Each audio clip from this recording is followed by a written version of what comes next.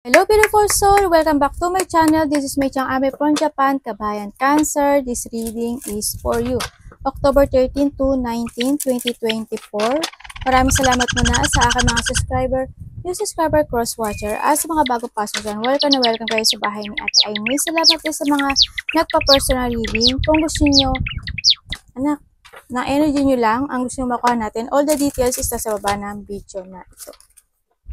This is a general reading, Kabayan Cancer, kunin mo lang ang sayo, at itapon ang hindi sayo. Maaring ito is vice versa, maaring energy mo, energy ng person mo, energy ng malapit sa puso mo, maaring nangyayari, or mangyayari pa lang. Use your own intuition, lawakan natin ang ating isipan. Tandaan nyo, marami kayong energy sa mundong ito, maaring ito is hindi mag-resonate sa inyo. Okay? The star, the snake, and the ring. Okay. Ingat lang din, maybe you wishing from a star na mga bagong commitment, either love or opportunity ito, no, sa nakita ko. Pero mag-ingat ka pa rin sa nakita ko dito, no, kasi meron pa rin mga tukso or may mga sitwasyon pa rin ako na nakikita na hindi dapat pagkatiwalaan daw. Yan, mga taong pwedeng mang-ahas, tao na mapagpanggap, ganyan. Na nakita ko dito. Sinasabi dito na may mga there's a commitment or opportunity or relationship ito. So nakita ko, no. So iba dito is opportunity of kontrata, partnership. There's a dealing, ako nakita. Kumbaga there's a cycle of your life na magbabago, ganyan. Or hinihiling mo siya, no, kasi we have the star. Handun yung iba rin dito na may mga gusto kayong ma-achieve na dapat nyong i-progress sa nakikita ko dito, no? Mari iba sa inyo is you are still stuck sa isang situation na kailangan nyong mag-heal. Kailangan nyo rin kasi na maring nga na may mga nag-promise sa inyo na nagkaroon ng kabiguan, ganyan, na hindi mga nangako na napako, ganyan, nakita ko dito, no? Ingat lang din, siguro when it comes din sa sarili mo, yun nga, kailangan ng progress to heal, no? You need to commit to yourself din kasi sa nakita ko, don't be stuck. Yan. There's a cheating, ano? Nakita ko dito. Yun lang. May mga dream, may mga dinidream ka or may mga wish or achievement din sa iba na maaaring makamit mo kung ipaprogress mo rin yung sarili mo sa nakita ko dito. O kung may mga gagawin ka mga hakbang, no? Tingnan natin ang energy ni Cancer. Anak, hindi pwede yan. Hindi po. Sigaw. Sigaw, sigaw. Akang.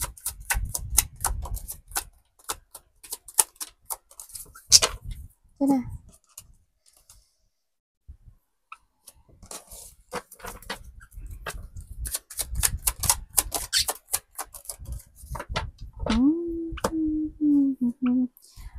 Kilo. Dami. Ay, ba, dami desyo. Naku po, ang energy mo ngayon is andito ka sa sitwasyon mo na you are jungling, no? Andito yung sitwasyon mo na nai-stuck ka, no? Andito yung sitwasyon mo na parang walang nangyayaring movement. Anak, ni Popo mo si Mami. Baba. Iba dito is ano ba to? Ang dami namang banderitas ni Maming Popo, mga anak ko, no? You need to decide, ano, para magkaroon ka ng new beginning sa buhay mo. Kasi yung manifesting, maybe yung manifesting sa isang tao, tutok, or paliwanag, ganyan, sa nakita ko dito. Kasi sa tingin ko, hindi siya magpapaliwanag. Kasi andito na rin niya, o ikaw to or vice versa. Kasi nakakita ko dito, may tao dito na may pagka malamig na rin, no, sa nakita ko. And maaaring ikaw yung na-stuck, no, sa nakikita ko dito. Nakita ko rin na makakaramdam din daw kayo ng minsan katamaran, ganyan.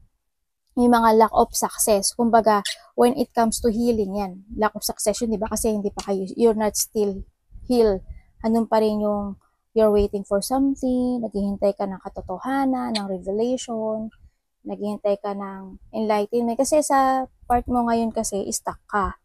No, kailangan mo talagang ano kailangan mong sumbugal or you need to accept yung situation, no? Sa nakita ko dito.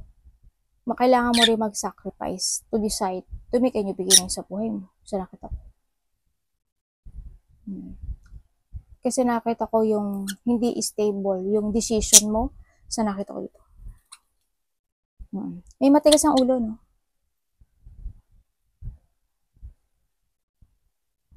Huwag kang magpa-stuck. Yan, makakatamdam nga iba dito ng ano. Maboboring, may taong naboboring or makaramdam ng katamaran. Ganyan. Anak, baba ka muna. Magbabalasa si mami. Tingnan natin paparating sa'yo. Ano paparating kay Cancer? Baba. Diba? Maugay ano ni mami. Kailangan mo ngayon ng magkaroon ka ng mga bagong strategy, mga bagong plano, yan, mga pananaw sa kinabukasan, yan. Kailangan mo magsakripisyo talaga, no?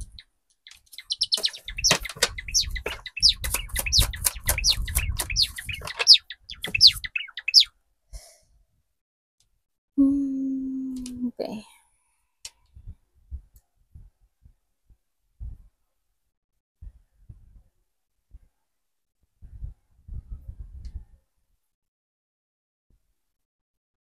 May tao dito, paparating sa'yo is is a happiness actually. No? Handito rin din yung situation na kailangan mo lang din talaga na mag-grow or you need to jump to your fashion sa nakita ko dito para magkaroon ng success. Kailangan mo din na isipin na ngayon yung sarili mo. No? Sa nakita ko dito. Meron ka daw isang situation na hindi mo pa siya kayang bitiwan sa ngayon. Kasi, or vice versa tayo. Kasi, there is someone here na they want collaboration, partnership, ganyan. Ang nakita ko dito. Pero, kung ikaw ito na gusto makapag-collaborate or vice versa, sa nakikita ko dito, yung tao na to, kasi more on siya, makasarili. More on, kasakiman, ganun, ang nakikita ko. Or vice versa ha, nakita ko kung makikipag-collaborate ito sa'yo or ikaw ang gusto mo makipag-collaborate sa kanya. Sa nakikita ko dito, hindi rin siya magiging totoo sa'yo kasi maaring may mga maaring may mga tinatago sa sa'yo or may mga hindi siya gustong sabihin sa'yo kasi hindi siya ganun ka-open tong tao na to, no? Ganun. Ingat ka lang din. Kung pipiliin mo na mag-focus ka sa sarili mo, ganyan, sa nakita ko na i-create mo uli yung sarili mo to growth, no? Na matuto, sa nakita ko dito. We have the 10 and the, matuto, naputol kasi, the 10 and tsaka the sun, ibig sabihin, magkakaroon ng successful sa buhay mo. Magkakaroon ka ng growth. Kung i-create mo yung sarili mo, again, di ba? There's a happiness, may mga magkakaroon ng recovery. Kailangan talaga dito ng acceptance lang. No? Kailangan talaga ng mga bagong plano. Ganun. When it comes to material, yes, magkakaroon ng success. Yan, happiness when it comes to material. Siyempre, nandito na rin yung kailangan mo na rin na isipin yung sarili mo to the future, mag-ipon ka ng pera, ganyan, para maging stable ka, 'di ba? Sa nakita ko dito. Tingnan natin ang iyong dapat iwasan.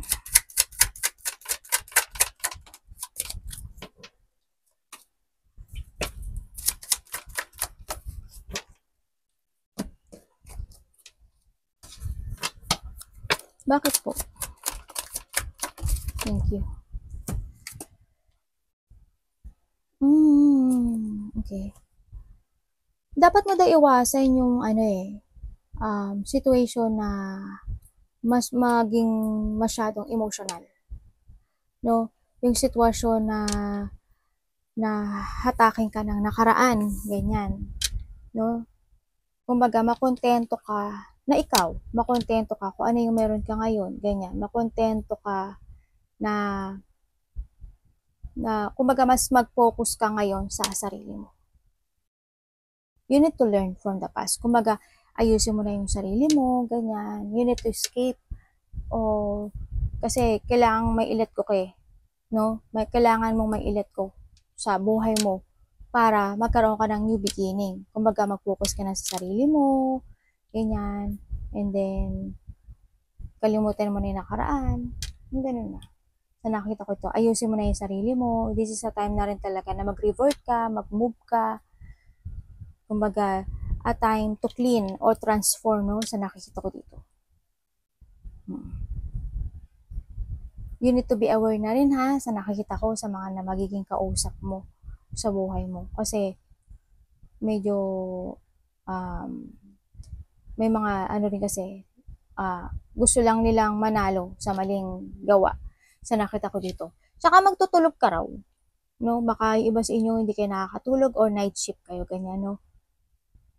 Kailangan dito ng may dapat kang tapusin na isang bagay sa buhay mo. This is a time to let go the past kasi it's done and it's over, mga ganyan, no? Sa nakita ko dito. Tingnan natin ang love. Love is sa lahat, ha? Tingnan natin, love. Kapatid mo, nanay mo. Ay, tingnan mo. Sabihin, there's a separation, ano, sa nakita ko dito. Talaga.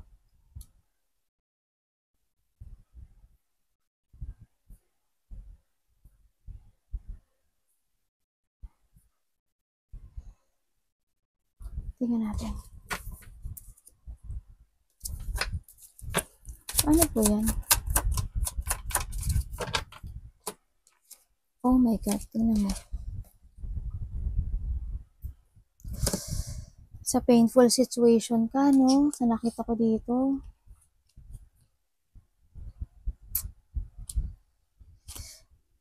Masyado ka nagiging emotional sa ngayon, no? Sa nakita ko dito. And siguro, kasi sobra. Nandito yung anxiety, depression, hindi ka pa nakakahila, no? Sa nakikita ko dito. Kasi very emotional. Trust your intuition, ano? Piliin mo ngayon yung sarili mo, no? Kumbaga, maaring may tao dito na nilinglang ka, niloko ka, liar, dishonest, ng babae, ng lalaki.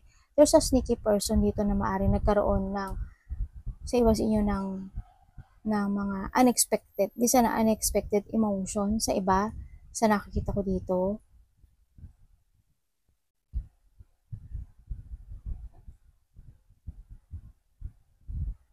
There's a sneaky person, ha? Di ba sabi ko sa'yo may sneaky person? Merong sitwasyon sa'yo na nangyari na maaring nahata ka nga na nakaraan. No, dito. Kasi there's a deep unhappiness, ang nakikita ko dito, Maaring may mga sitwasyon na kinikimkim mo lang, tinatago mo yung nararamdaman mo sa iba, ganyan. Sa nakita ko dito, nagiging emotional. Sa ngayon kasi is more on sensitive ka sa nakikita ko ngayon dito. Masyadong ang daming lonely, ang daming maybe sa iba dito is a trauma, ganyan, mga emotional pain sa nakikita ko dito.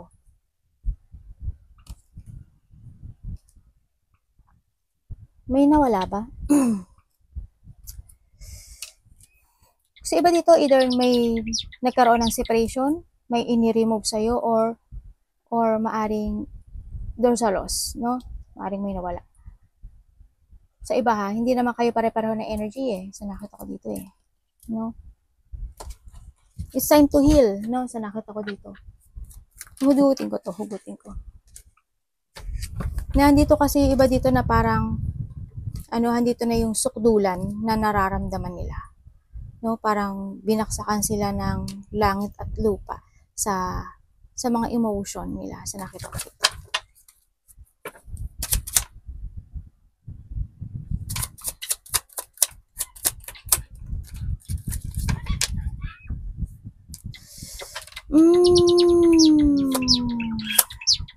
Okay.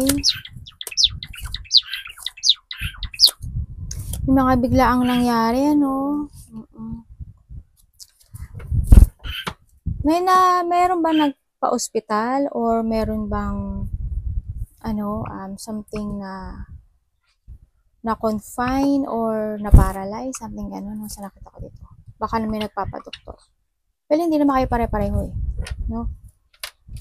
Kailangan mo na ngayon magdesisyon, no? Kumbaga, wag kang matakot sa tatahakin mo bagong daan sa ngayon, you need to heal din sa nakikita ko dito.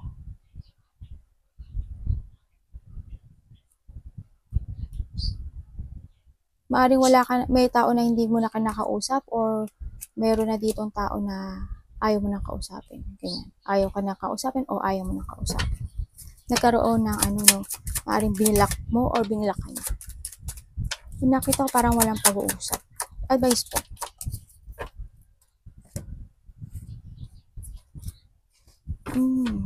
Okay.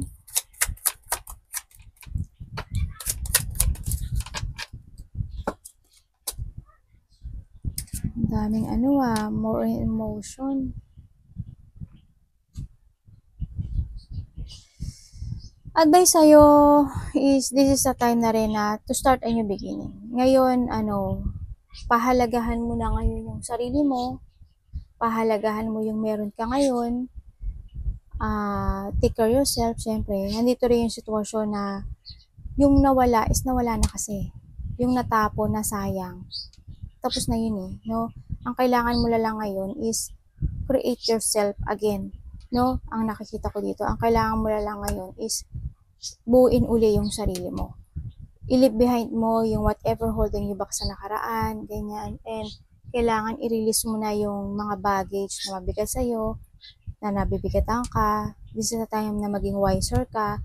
This is a time na maging strong ka na, no? Leave behind, accept, no? Ang nakita ko to kasi more on disappointment, regret, loneliness ang nangyari sa'yo. There's a failure na nangyari, no? Sa nakita ko dito. Yun nga, baka nga there's a loss ako nakikita dito. Ingat din, no? Sa nakita ko dito. Alagaan nyo. Ibig sabihin may umalis nga, no? Ang nakita ko, may umalis. And then ngayon nga, kailangan mo na daw talaga na ma-overcome yung mga obstacle na nararanasan mo ngayon. Pilitin mo, no? Magpaka-busy ka sa sarili mo. Yan, ilibihain mo na daw kasi start na nilin. Makakaramdam ka raw ng pagod. Ingat ka lang kasi may taong pagod akong nakikita dito. May taong nalulungkot.